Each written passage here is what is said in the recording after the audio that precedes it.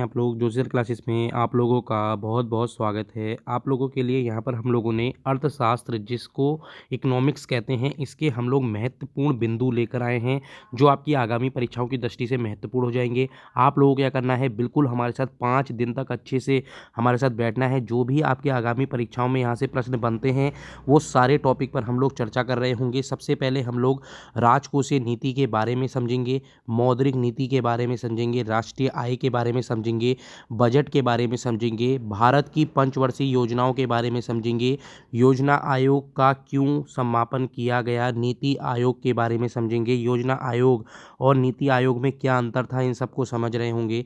GST का इतिहास पढ़ रहे होंगे, भारत में जीएसटी का विकास और फायदे पढ़ेंगे और एस्मा पढ़ेंगे। भारत में कृषि के बारे में पढ़ रहे होंगे, भारत की जितनी भी अर्थव्यवस्था है उसका परिचय के बारे में पढ़ रहे होंगे, बेरोजगारी की परिभाषाएं पढ़ेंगे, निर्धनता से क्या तात्पर्य है, निर्धनता के प्रकार पढ़ रहे होंगे, आर्थिक बाजार, बाजार की मांग और पूर्ति, इन सब के बारे में अच्छे से पढ़ रहे होंगे, मानव विकास सूचकांक के बारे में पढ़ेंगे, मुद्रास्फीति और अपस्फीति के बारे में पढ़ेंगे। लगभग यहाँ पर हम लोगों के 24 टॉपिक मैंने आपको बताए हैं। आप लोग बिल्कुल अंत तक हमारे साथ बने रहिएगा और हम लोग आप लोगों के लिए इंपॉर्टेंट चीज़ लेकर आ रहे होंगे। लगभग ये 5 दिसंबर तक ये पूरा हम कंप्लीट करा देंगे। उसके बाद हम लगभग 100 या 200 क्वेश्चन जो अर्थशास्त्र के होते हैं हम उसको करा रहे होंगे। आप लोगों को क्या करना है, अपने दोस्तों को इसको शेयर करना है और अगर आपको ये वीडियो पसंद आती है तो आप इसे लाइक करना ना भूलें। तो देखो, मेन चीज़ें और भी हैं इसके अंतर्गत। मुद्रा का प्रसार के बारे में पढ़ रहे होंगे, बैंक की राष्ट्रीयकरण और बैंकिंग ढांचे के बारे में पढ़ेंगे, बैंक विकास जो है हम लोग उसके बारे में पढ़ रहे होंगे, गैर निष्पादित संपत्तियों के बारे में पढ़ेंगे, बैंकिंग सुधार में क्या क्या हम लोगों की समितियां बनी थीं, काला अर्थव्यवस्था और समांतर अर्थव्यवस्था के बारे में पढ़ेंगे, पूंजी बाजार, भारत अर्थव्यवस्था 1950 से 1990 में क्या क्या थी, 1991 में ऐसा क्या हुआ था, इन सब के बारे में हम लोग अच्छे से जानकारी ले रहे होंगे। आप लोग बिल्कुल अंत तक मेरे साथ इसमें बने रहिएगा। ये लगभग हमारी क्लास यहाँ पर 8 दिन की चलने वाली है। 8 दिन बस आप मेरे साथ इस लेक्चर को देख लीजिए। मैं वादा करता हूँ आपका कोई भी, जितने भी आपके यूके एसएससी में आपके लगभग 4 या 5 प्रश्न बनते हैं अर्थशास्त्र के, वो यहाँ पर गलत नहीं हो रहे होंगे। आपको बिल्कुल मेरे साथ बिल्कुल जुड़े रहना है। चलो अब स्टार्ट करते हैं, आपका टाइम बिल्कुल भी ज़ाया नहीं रखेंगे। अर्थशास्त्र क्या होता है इसको हम लोग पहले समझ रहे होंगे। देखो, अर्थशास्त्र इकोनॉमिक्स 2 शब्दों से मिलकर बना होता है, अर्थ और शास्त्र, ठीक है, ये सबको पता है। यहाँ पर अर्थ क्या होता है आप लोगों का मैं अर्थ के बारे में बता देता हूँ। अर्थ जो है वो धन से यहाँ पर संबंधित रख रहा है और जो शास्त्र है उसको अध्ययन कहते हैं। तो आप लोग अच्छे से समझ चुके होंगे, यानी हम लोग यहाँ पर धन का अध्ययन जब हम कर रहे हैं तो ये किसके अंतर्गत करेंगे, हम लोग अर्थशास्त्र के अंतर्गत कर रहे होंगे। पॉइंट क्या क्या है, चीज़ें आप सुनते रहना, ठीक है। अर्थशास्त्र के जो पिता हैं एडम स्मिथ हैं। इनकी जो प्रसिद्ध पुस्तक का नाम है द वेल्थ ऑफ नेशंस, ये इस देख लेना। इस चीज़ को ऐसे ही प्रश्न आपके उसमें बन रहे होते हैं। ये महत्वपूर्ण चीज़ें हैं, आपके उसमें बहुत बार ये पूछी जाती हैं, तो यहाँ पर आपको बिल्कुल भी गलत करके नहीं चलना है। आगे चलते हैं। अर्थशास्त्र एक विषय है जिसमें हम आर्थिक सिद्धांतों को पढ़ते हैं और आर्थिक वस्तुओं एवं सेवाओं से जुड़ी आर्थिक गतिविधियों का अध्ययन करते हैं। साथ ही दुर्लभ संसाधनों से मूल्यवान वस्तुओं के उत्पादन तथा उसके वितरण का अध्ययन करते हैं ताकि सामाजिक आर्थिक लक्ष्यों की प्राप्ति की जा सके। देखो, अर्थशास्त्र में आप लोगों को ये सारी परिभाषाएं याद होनी चाहिए। आप लोगों को जो जो चीज़ें मैं करा रहा हूँ सिर्फ आप लोगों के लिए, ये अभी बस आपको पढ़ना है। लगभग जब मैं 5 तारीख से लेकर 7 तारीख के बीच में 200 प्रश्न अर्थशास्त्र के करवाऊंगा तो वहाँ पर आप लोगों का ये सारी चीज़ें आ रही होंगी। आप लोग बस मेरे साथ सुनते रहिए। आगे चलते हैं। अर्थव्यवस्था अर्थशास्त्र का व्यवहारिक रूप है। अर्थशास्त्र के अध्ययन को जब व्यवहारिक रूप से उपयोग में लाया जाता है तब उसे अर्थव्यवस्था कहते हैं। इस चीज़ को देख लेना, ये महत्वपूर्ण है। मैंने जैसे आपको बोला था पॉलिटी के बारे में, पॉलिटी कभी भी हम लोगों का कोई वर्ड नहीं होता है। हम इंडियन पॉलिटी बोलते हैं या फिर अमेरिकन पॉलिटी बोलेंगे। वैसे ही यहाँ पर इकोनॉमिक्स की बात जब आती है तो इकोनॉमिक्स भी अपने आप में कोई वर्ड नहीं है। इसको इंडियन इकोनॉमिक्स या आगे जो भी हम जब तक देश नहीं लगाएंगे तब तक ये पूरा नहीं बनेगा। इस चीज़ को आप लोग समझ लेना। अर्थव्यवस्था क्या है? अर्थव्यवस्था अर्थशास्त्र का ही एक व्यवहारिक रूप है जिसमें हम अर्थशास्त्र के अध्ययन को जब व्यवहारिक रूप से करने लगते हैं तब उसे ही अर्थव्यवस्था कहते हैं। अर्थव्यवस्था का एक क्षेत्र है जहां आर्थिक वस्तु सेवाओं के माध्यम से आर्थिक गतिविधियों का निष्पादन किया जाता है।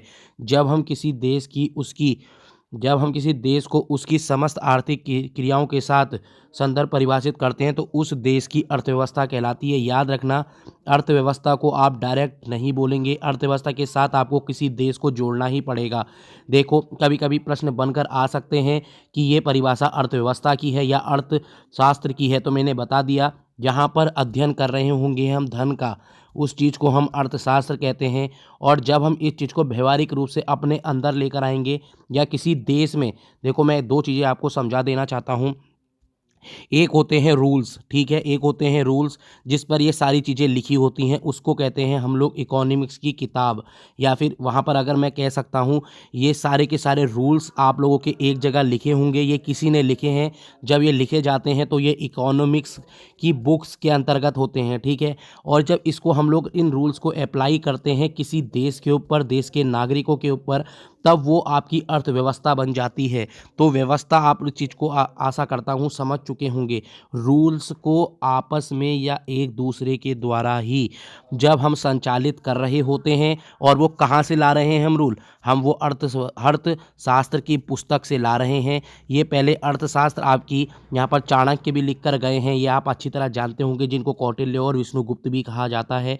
वहाँ से ये सब कुछ बनकर आ रहा है। उस टाइम राजाओं के लिए किया गया था, राजाओं का शासन कैसा होगा, राजाएं अपने धन का वितरण कहाँ कहाँ करेंगे, उनकी मंत्री क्या क्या कार्य करेंगे, ये सब इसके अंतर्गत था। परंतु अब यहाँ पर क्या है, जब एडम स्मिथ आए तो उन्होंने देश को संचालन करने के लिए वहाँ पर अर्थव्यवस्था यानी मनी को कैसे डिस्ट्रीब्यूशन किया जा सके, इन सब के लिए एक यहाँ पर पुस्तक बनाई थी उन्होंने, जो मैंने ऊपर बताया, द वेल्थ ऑफ नेशन। उसमें ये सारी चीज़ें लिखी हुई हैं, परंतु वो सिर्फ किस पर थी, इस चीज़ पर ध्यान देना, वो सारी की सारी माइक्रो इकोनॉमिक्स पर काम करती थी।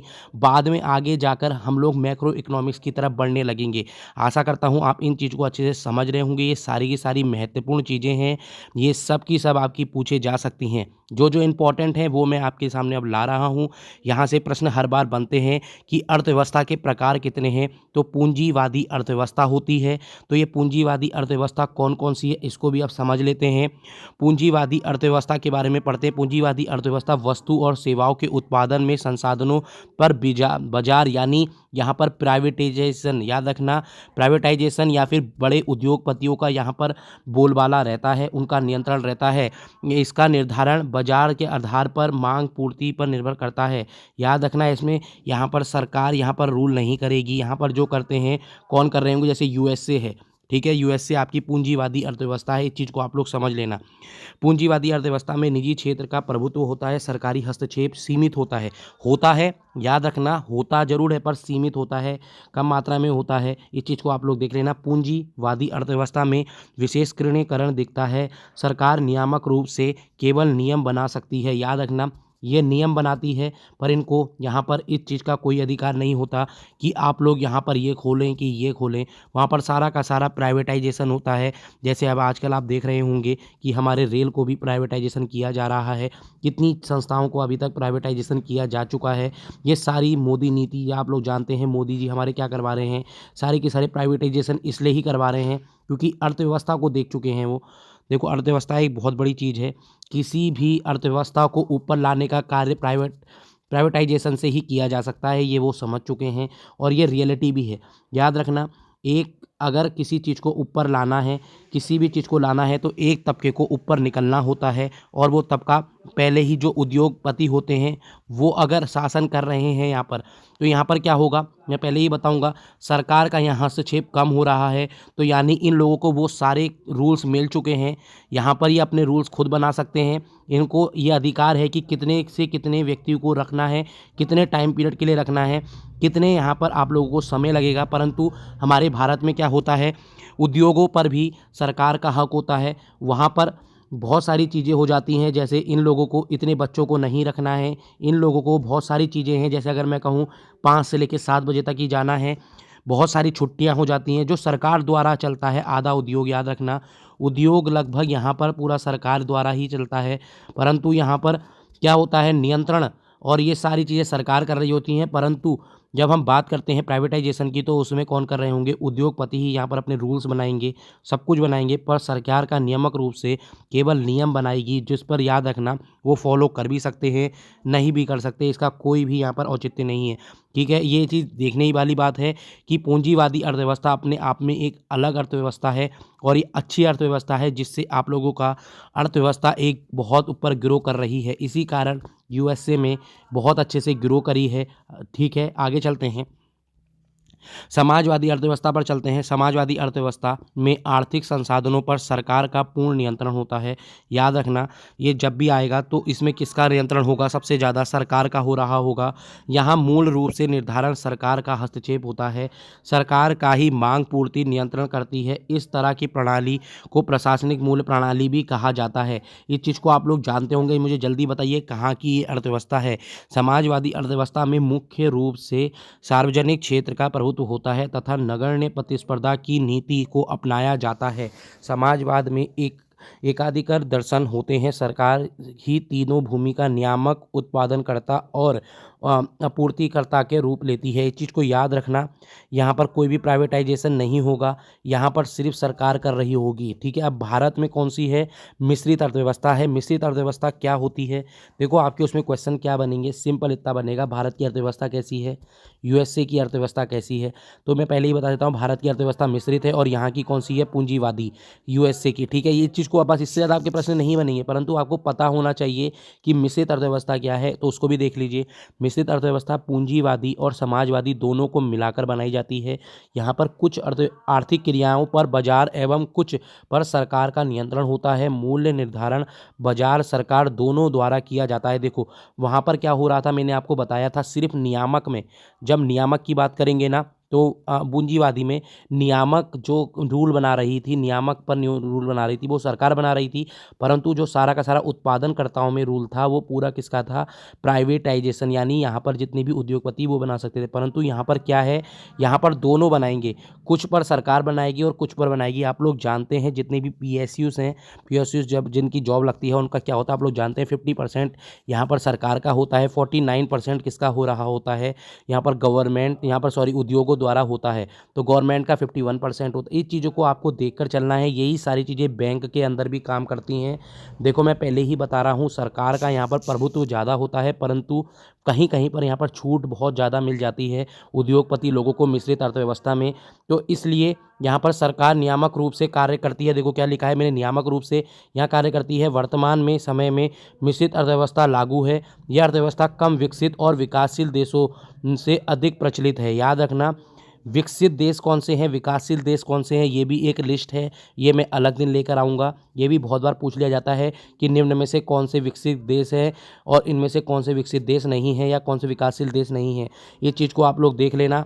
आगे चलते हैं, बंद अर्थव्यवस्था की बात कर लेते हैं। बंद अर्थव्यवस्था जिसमें आयात निर्यात नहीं होता, इंपॉर्टेंट है, चीज़ को देख लेना। ये कौन सा हो रहा होगा जिसमें हमारा आयात भी नहीं है, निर्यात भी नहीं है, बंद अर्थव्यवस्था कहलाती है। इसी तरह समझा जा सकता है कि जब कोई देश अपने इतना सक्षम हो कि उसे निर्यात ना करना पड़े, आयात भी ना करना पड़े। आप जानते हैं ये कौन सा देश होगा, हम किसकी बात कर रहे हैं। ठीक है, तो इस तरह बंद अर्थव्यवस्था वास्तविक रूप से लागू कर पाना किसी देश के लिए व्यवहारिक नहीं है, परंतु फिर भी कुछ देश जहां पर आयात निर्यात नगण्य के बराबर है और उनसे वहां पर बंद अर्थव्यवस्था चलती है, तो नॉर्वे और ब्राज़ील हो रहा होगा। इस चीज़ को आप देख लेना, ये महत्वपूर्ण है, बहुत ज़्यादा महत्वपूर्ण है। ऐसा क्वेश्चन अभी तक बना नहीं है कि बंद अर्थव्यवस्था कहाँ की है, तो नॉर्वे और ब्राज़ील, इस चीज़ को आप देख लेना। ठीक है, अब ऐसी आती है खुली अर्थव्यवस्था। अभी तक हमने बंद देखी, अब हम खुली देखते हैं। देखो खुली अर्थव्यवस्था समुचित रूप से आयात और निर्यात पर ही निर्भर करेगी। देखो बंद अर्थव्यवस्था और खुली अर्थव्यवस्था दो चीज़ों पर निर्भर करती है, आयात और निर्यात पर। तो यहाँ पर खुली है तो यहाँ पर दोनों तरीके से हो रहा होगा। 1990 के बाद समाजवादी अर्थव्यवस्था का पतन हुआ, खुली अर्थव्यवस्था एकमात्र ही विकल्प बचा। अर्थशास्त्रियों का मानना है कि खुली अर्थव्यवस्था एक बेहतर विकल्प है जिसमें एक ओर से उपभोक्ता बेहतर विकल्प मिलते हैं, दूसरी ओर से पिछड़े देशों की तकनीकी ज्ञान प्राप्ति होती है। इस चीज़ को याद रखना, ये हमारे देश में भी 1991 के बाद, मनमोहन जी के बाद लाया गया था। इस चीज़ को आप जानते हैं, उसको क्या कहते हैं जल्दी से मुझे बताइए। उदारीकरण की नीति कब आई, ये सारी चीज़ें आपको पता होनी चाहिए। ग्लोबलाइजेशन कब लेकर आए हम, यहाँ पर ये सारी की सारी चीज़ें पता होनी चाहिए। लेकिन खुली अर्थव्यवस्था के खतरों से मुक्त नहीं, क्योंकि इससे कमज़ोर देशों के बाजार पर विकसित देशों का कब्जा हो जाने का भय रहता है। इस चीज़ को देख लेना क्या लिखा है, लेकिन खुली अर्थव्यवस्था भी खतरों से मुक्त नहीं है, क्योंकि इसमें कमज़ोर देशों के बाजार पर विकसित देशों का कब्जा। देखो जैसे मान लो हम लोग जब निर्यात करते हैं ना, तो निर्यात करते रहेंगे तो उन लोगों को पता है ये लोग तो कम पैसों में मान रहे हैं, कम पैसों में मान रहे हैं, यहाँ पर क्या होगा, खतरा होने लग जाएगा। जो विकासशील देश हैं इसको भी खरीद सकते हैं। तो इसके अंतर्गत यही बताया जा रहा है कि यहाँ की व्यवस्था को भी ये पूरा खरीद सकते हैं। जो विकासशील देश हैं, जो कम विकसित देश होते हैं, जैसे बहुत गरीब गरीब देश हैं, तो उसको पूरा खरीदा जा सकता है। तो उसके लिए भी रूल बना था, मुझे बताइए वो कौन सा रूल था, कि हम किसी दूसरे की बाजार पर नियंत्रण नहीं कर सकते, कोई देश दूसरे के बाजार पर नियंत्रण नहीं करेगा, परंतु वहाँ पर आयात निर्यात कर सकता है। ये महत्वपूर्ण है ये सारी चीज़ें, ठीक है। आर्थिक वस्तु एवं सेवा, जब सामान्य वस्तु एवं सेवा में उत्पादन की प्रक्रिया जुड़ जाए तो साथ ही उनमें बाजार का मूल्य भी जुड़ जाए तो वह आर्थिक वस्तु बन जाती है। कभी कभी पूछ लेते हैं कि आर्थिक वस्तु कौन सी है, मैंने उस दिन पूछा भी था क्वेश्चन में। तो जब कोई वस्तु और सेवा उत्पादन की प्रक्रिया में साथ ही उनमें बाजार में मूल्य भी जुड़ जाता है। कोई वस्तु है, मैंने अगर इसको मूल्य से जोड़ दिया तो वो आर्थिक बन जा रही है, कि जिस वस्तु पर सेवाओं पर मांग जितनी ज़्यादा होगी उसका बाजार का मूल्य उतना ज़्यादा होगा। ये सबको पता है। आपके पास यहाँ पर अभी एप्पल का फ़ोन कितना मांग पर चल रहा है, तो इसका मूल्य भी बढ़ चुका है, तो इसका प्राइस भी बढ़ चुकेगा। याद रखना, जब भी किसी का मांग बढ़ती है तो उसका प्राइस भी बढ़ता है। तो यहाँ से आप लोगों को एक ग्राफ बनाना चाहिए। ये ग्राफ आपका कैसा होना चाहिए, एक तरफ आप लोगों की मांग होनी चाहिए और एक तरफ आप लोगों की क्या होना चाहिए, प्रोडक्ट होना चाहिए। प्रोडक्ट यहाँ पर कितना बढ़ रहा है, कितनी मांग है और कितना प्राइस है, सॉरी यहाँ प्राइस कर लीजिए, प्रोडक्ट का प्राइस। तो यहाँ पर ये देख सकते हैं कि कैसे करके बढ़ेगा, इस चीज़ को देख लीजिए, ये ऐसे करके बढ़ रहा होगा, ठीक है। जब जब यहाँ पर मांग बढ़ रही है तब तब यहाँ पर ये बढ़ रहा है, इस चीज़ को आप लोग देख सकते हैं। ये प्रश्न बनते हैं डायरेक्ट। देखो मैं आप लोगों को यहाँ एकदम से सारी चीज़ें करवा रहा हूँ, कम समय में आप लोग जल्दी से ज़्यादा चीज़ें सीखें, इस चीज़ को ही हम लोगों के यहाँ पर उद्देश्य रहता है। आपको हम लोग बिल्कुल अभी डीप से नहीं करवा रहे हैं। जिस दिन आप लोगों के सारे एग्ज़ाम कंप्लीट हो रहे होंगे उसके बाद हम एक अलग से फाउंडेशन बैच लेकर आएंगे, जो सारा फ्री होगा और ये यूट्यूब पर पढ़ाया जाएगा और आप लोगों को यहाँ पर एक एक चीज़ समझाई जाएगी। परंतु यहाँ हम सिर्फ उन चीज़ों पर ही चीज़ें कर रहे हैं। जैसे यहाँ पर प्रश्न आ जाएगा, मांग बढ़ने पर बाजार का मूल्य क्या होगा, याद रखना उतना ही अधिक होगा। ये चीज़ को आपको पता होना चाहिए, प्रश्न बन जाते हैं, ठीक है। आगे चलते हैं, अर्थव्यवस्था के क्षेत्र पर चलते हैं। तो अर्थव्यवस्था का क्षेत्र कितने होते हैं, अर्थव्यवस्था के 3 क्षेत्र हैं, प्राथमिक क्षेत्र, द्वितीय क्षेत्र और तृतीय क्षेत्र। तो यहाँ से भी प्रश्न बनते हैं, कैसे बनते हैं उस चीज़ को देख लो। डायरेक्ट आपको ये पता होना चाहिए कि कृषि से जुड़े जितने भी उत्पाद होंगे वो प्राथमिक क्षेत्र के अंतर्गत आ रहे होंगे। जितने भी ज़मीनी, जितने भी प्राकृतिक चीज़ें होती हैं सारी की सारी आपके इसमें आएंगी, ठीक है। तो आपको इससे ज़्यादा और कुछ नहीं करना है। आपसे यहीं ये पूछा जाएगा कि वानिकी किस में है, खेत किस में है, मत्स्य उद्योग किस में है, ये सारे के सारे इसके अंतर्गत आएंगे। सेकेंडरी के अंतर्गत क्या होगा, प्राथमिक क्षेत्र के उपयोग को जब हम बढ़ा देते हैं, कच्चे माल को जब हम, याद रखना छोटा सा बता देता हूँ मैं, एक आलू की फैक्ट्री है, आलू की फैक्ट्री, जब एक आलू है हम लोगों ने खेत में उगाया, ये तो प्राथमिक आ गया। यहाँ से हम लोगों ने इसको कंपनी में बेचा, कंपनी में इसने इसको बनाकर चिप्स में बदल दिया, और वो चिप्स से, याद रखना ये चिप्स बना रहा है, ये सारा का सारा काम विनिर्माण निर्माण के अंतर्गत आता है और ये द्वितीय क्षेत्र में आता है। जितने भी उद्योग होंगे वो सारे के सारे द्वितीय क्षेत्र होंगे।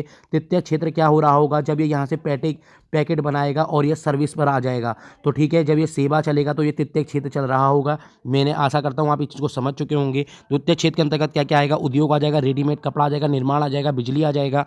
बिजली उत्पादन भी देख लीजिए किसके अंतर्गत है, द्वितीय क्षेत्र के अंतर्गत है। बहुत सारे बच्चे इसको तृतीय क्षेत्र में लगाते हैं, जिसको आप लोग समझ लेना, ठीक है। आगे चलते हैं, तृतीय क्षेत्र की बात कर लेते हैं। तृतीय क्षेत्र की अगर हम बात कर लेते हैं तो इस क्षेत्र में यहाँ पर वस्तु नहीं बल्कि सेवाओं का उत्पादन होता है। इसमें बंद कमरे की गतिविधियाँ होती हैं, याद रखना, ठीक है। इसे बंद कमरे की गतिविधियों के नाम से भी जाना जाता है। कभी कभी आपसे पूछ लेंगे बंद कमरे की गतिविधियों के नाम से किस अर्थव्यवस्था के क्षेत्र को जानते हैं, तो तृतीय क्षेत्र को जानते हैं। एक पहला क्वेश्चन यहाँ से निकल गया। बैंकिंग, पुलिस, बीमा, जितनी भी हमारी सेवाएं हैं वो सारी किस में आएंगी, तृतीय क्षेत्र के अंतर्गत आएंगी। देखो और बहुत सारी हैं, जब आपके मैं 100 प्रश्न लेकर आ रहा हूँ तो वहाँ सारे करवा दूंगा। इस चीज़ को आप लोग समझना चाहिए, ठीक है। तो यहाँ पर लगभग आपका, यहाँ पर हम लोगों ने एक टॉपिक पूरा कंप्लीट कर लिया है, अर्थव्यवस्था का पहला पार्ट पूरा हो गया है। कल यहाँ पर आप लोगों का दूसरा पार्ट में लेकर आऊँगा, वो भी सारा आपको डाल दूंगा। और यहाँ पर आप लोग बिल्कुल, आप लोगों को ये मेरी वीडियो पसंद आई तो प्लीज़ इसे लाइक करें, सब्सक्राइब करें।